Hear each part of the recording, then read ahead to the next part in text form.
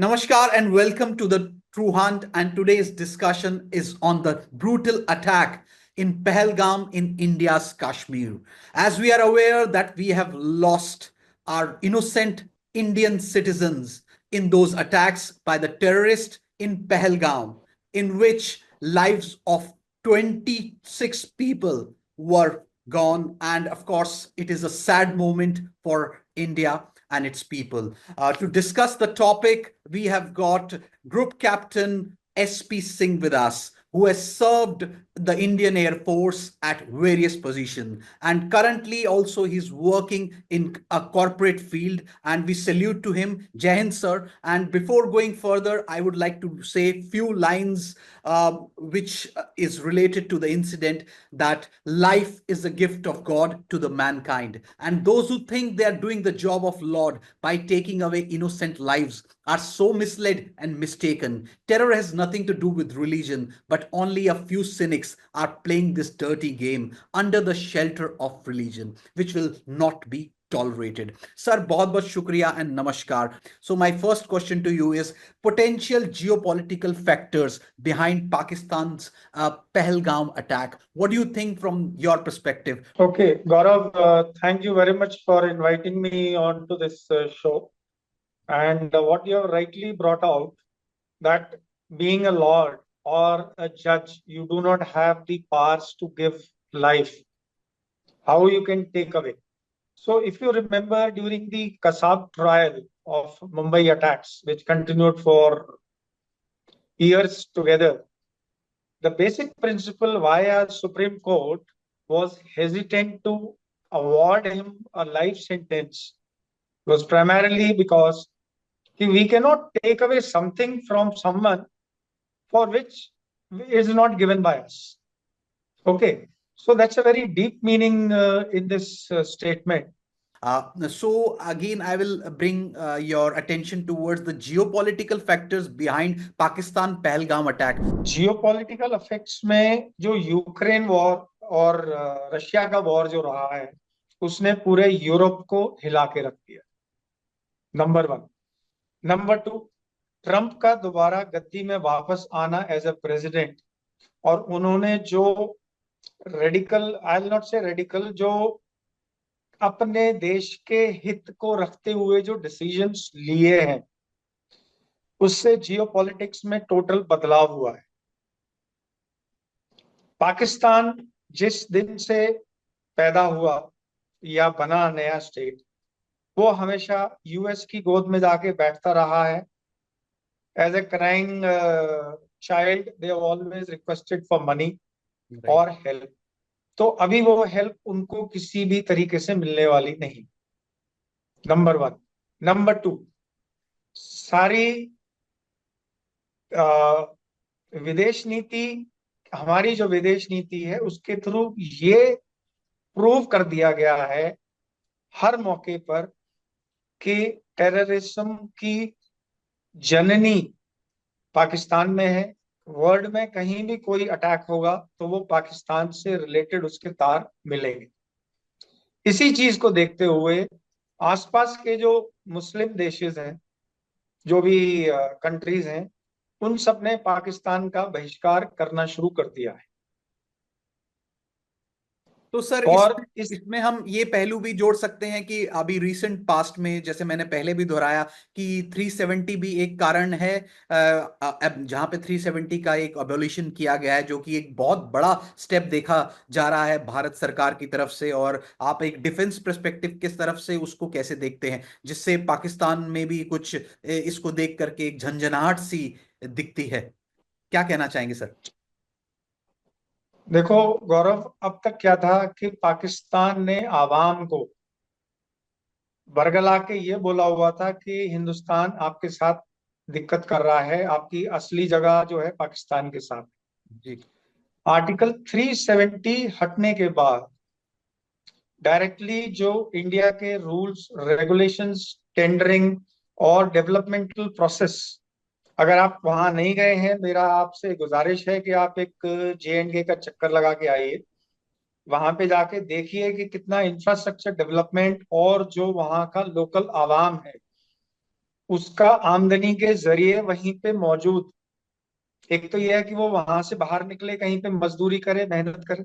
जी एक है कि वो अपने घर में रहे, जी अपने परिवार का लुक आफ्टर करे, और इकोनॉमी का जो सर्कुलेशन और जो टूरिज्म से जो पैसा आ रहा है, जी उसने पाकिस्तान की नींद उड़ा दी। और वो चाहते हैं कि जो आवाम, जिसके बलबूते पे वो लड़ाई करने को तैयार थे और इंटरनेशनल हम लोगों को आइसोलेट कर रहे थे, वो अलग थलग पड़ गए हैं। इफ यू रिमेम्बर, पिछले हफ्ते श्रीनगर में पाकिस्तान मुर्दाबाद के नारे लग रहे थे। ये वही लोग हैं जो पत्थर उठा रहे थे, और पत्थर कौन उठवा रहा था? 500 रुपए देके। जी अब उसको एक दिन के 3,000 रुपए की रोजी रोटी मिल रही है, राइट। इज्जत के साथ। तो ये डिफरेंस। तो सर इसमें हम आगे ले चलेंगे ऑब्वियसली। हमारे जो माननीय प्रधानमंत्री हैं वो इस अटैक के बाद तुरंत अपना सऊदी अरब की यात्रा को स्थगित करके अपने देश की ओर आए, जो कि एक बहुत बड़ा फैक्टर है जो कि प्रधानमंत्री, देश के प्रधानमंत्री से एक्सपेक्टेड भी रहता है। तो ऐसे में उसके बाद एक एक्शन प्लान अनाउंस किया गया जो कि ऑलरेडी इम्प्लीमेंटेशन प्रोसेस में है। तो जिसे 5 पॉइंट एक्शन प्लान के रूप में देखा जाता है। ये पहलगाम टेरर अटैक के एक तरीके से काउंटर जवाब देने को पाकिस्तान को, तो जिसमें जो है suspension of Indus water treaty, और उसके बाद closure of Attari Wagah border, और cancellation of SAARC visa exemption scheme. Apart from that, expulsion of Pakistani military advisers. तो ऐसे में सर किस तरीके से देख रहे हैं आप एक डिफेंस पर्सनल के पर्सपेक्टिव से इन सब कदमों को, और कहाँ हैं हम आज, क्योंकि ये तो शुरू हो चुके हैं। देखो, ये जो मेजर्स लिए गए हैं, ये स्ट्रेटेजिक थिंकर्स और हर लेवल पे इनको वेट करके ये किया गया है। तो ये ऐसा नहीं है कि हमने कोई नई चीज की और एक सडनली पॉकेट से निकाल के कर दिया। Number one. नंबर टू, अगर आप देखें इंडस वाटर ट्रीटी, पाकिस्तान में ऑलरेडी भुखमरी है, वाटर डिपेंडेंट है। इसके इफेक्ट अगले महीने से आने शुरू हो जाएंगे। और उनका जो इंटरनल जो कैनल बनाने का जो काम चल रहा था, उसमें भी लोगों में आपसी मतभेद स्टार्ट हो गया। दूसरी चीज, जो वाघा बॉर्डर पे जो ट्रेड डिसरप्शन किया गया है और जो बंद किया गया है रादर, उसमें क्या है देखो। अगेन मैं चाणक्य नीति को बोलूंगा कि चाणक्य नीति बोलती है कि आपको दुश्मन को हराना है। अगर आप बिना गोली चलाए हुए हरा दो, तो उससे बढ़िया आपका स्ट्रेटेजी कोई नहीं। एज ऑफ नाउ पाकिस्तान थका हुआ है, जेब में फूटी कौड़ी नहीं है, आवाम को लुक आफ्टर करने को तैयार नहीं है, क्योंकि उसके पास कोई पैसा नहीं है। फौज के जो बड़े नुमाइंदे हैं, वो अपना देश छोड़ के या तो भाग रहे हैं या अपनी फैमिलीज को विदेशों में भेज रहे हैं, जो एक ऐसा संदेश देता है नॉर्मल आवाम को राइट कि हम बचने वाले नहीं। राइट वाघा और अटारी बॉर्डर में जो सबसे बड़ा नुकसान पाकिस्तान को हो रहा है, क्योंकि हमारा ट्रेड में सबसे ज्यादा वहां पे फार्मास्यूटिकल्स, दैट इज दवाइयां, राइट ऑटोमोबाइल के products, and bio organic chemicals, जो कि उनको खेतीबाड़ी और उन सब के लिए जरूरत पड़ती है। देखो, हमारा क्या आता है, अफगानिस्तान के थ्रू ट्रेड आ रहा है, या लोकल फल सब्जियां जो उस वाले इलाके में चावल होते हैं। आप बिना टमाटर रहे हुए 1 महीने रह सकते हो, बिना चावल खाए हुए 1 महीना रह सकते हो, रोटी खा लोगे। लेकिन जो दवाइयां हैं, जो घर में आपके बुजुर्ग बीमार हैं, उसके बिना आप कितने दिन तक रहोगे? राइट। वो आपको इंटरनल सिविल वॉर की तरफ ले जाता है।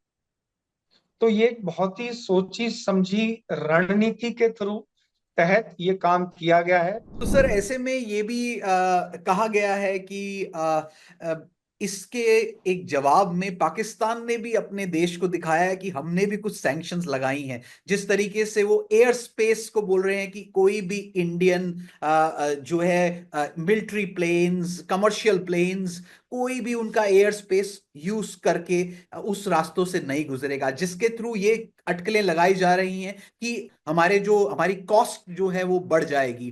तो जो कॉस्ट बढ़ेगी तो हम पे भी दबाव पड़ेगा कि हमारा एक प्लेन जो सीधे सीधे रास्ते से जा सकता था किसी भी गल्फ मुल्क में या यूएस में, अब उसे घूम करके जाना पड़ेगा। तो ऐसे में सर कितना ये स्टेप्स हम पे हावी होंगे? देखो गौरव, आज की तारीख में जो एविएशन इंडस्ट्री है, इंडियन कंपनीज जो है वर्ल्ड की टॉप 10 कंपनीज में आती। पाकिस्तान की जो एयरलाइंस हैं वो ऑलरेडी घाटे में चल रही हैं। जी। पीआईए की रिपोर्ट ऑलरेडी टेबल पे सबके पास, लोग उसमें विकिपीडिया में या नेट पे जाके चेक कर सकते हैं। जी। ये भी सबको पता है कि एविएशन इंडस्ट्री में सबसे ज्यादा महत्व जो है एविएशन फ्यूल का होता है, क्योंकि करीब 25 से करीब 35% के बीच में जो कॉस्टिंग है वो फ्यूल की आती। राइट। लंबा डिस्टेंस आप लेके जाएंगे, फर्क पड़ेगा। लेकिन अब देखने वाली बात यह है कि हमारी जो फ्लाइट्स यूएस जानी थी, लॉन्ग डिस्टेंस शिकागो, जी। फर्क उनको पड़ा है, क्योंकि उनको बीच में एक स्टॉप ओवर लेना पड़ेगा। जो 12-13 घंटे की फ्लाइट थी वो तकरीबन 2 घंटे बढ़ गई।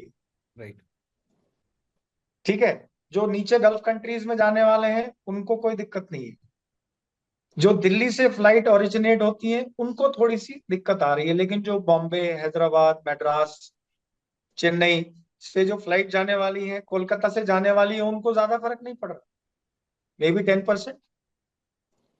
Our industry, our aviation industry is capable of taking that much of a brunt for short duration.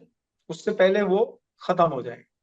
और ये ब्लॉकेज जो है सिर्फ 26 मई तक के लिए, that is primarily so that international traffic, in case अगर हमारी तरफ से कोई एक्शन होता है जो कि प्लान्ड है, कैसे करेंगे, that I leave it to the people who are on the chair, वो नॉर्मल सिविल ट्रैफिक के साथ इंटरफेयर ना करें। जब हम यूएनएससी की बात करते हैं, यूनाइटेड नेशन सिक्योरिटी काउंसिल की, जिसका भारत भी काफी टाइम से लगा हुआ है, भारत के ऑनरेबल एक्सटर्नल अफेयर्स मिनिस्टर्स भी काफी टाइम से लगे हुए हैं कि हमें वहां पे एक परमानेंट मेंबर की पोजीशन मिले।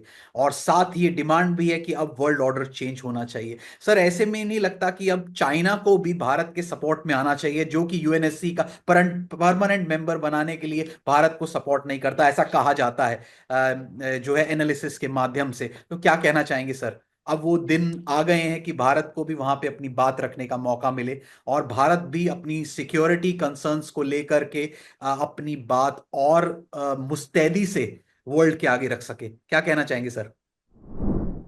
देखो, अभी जो आपने बताया है, you want to play a role of a big brother in the entire global positioning. Right. Can you be irrelevant in opening up your front with the small neighbor who's going to be non-existent shortly on its own? No. How Modi ji and the India projects itself in this forum and takes the action against Pakistan, which will further boost, strengthen the position or the resolve of this country to be positioned into the world order. What is respected in the world order? That you are stable, you have economic might, and you are willing to help the person or the country which requires. Right. We already have these things well laid out and ironed out.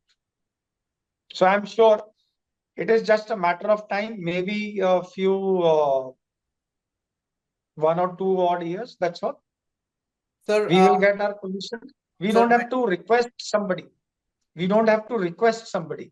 Very well We said. will be We don't have to offered this. request somebody what we deserve. We will get it. And of course, We India will will soon get a permanent member position in UNSC, which we are hoping at. And sir, lastly, a last liner.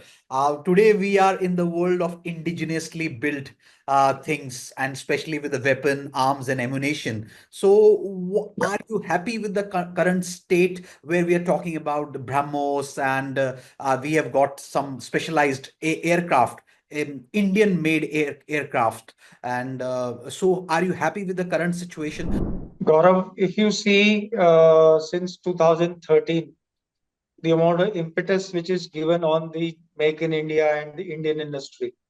Now we are in a position to export and help the various countries which are in Europe. And we are giving a military product at almost one third the cost to an outsider.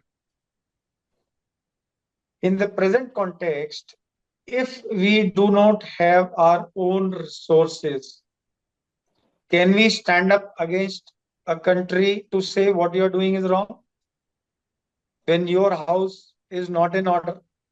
Right. Same thing which is happening with Pakistan.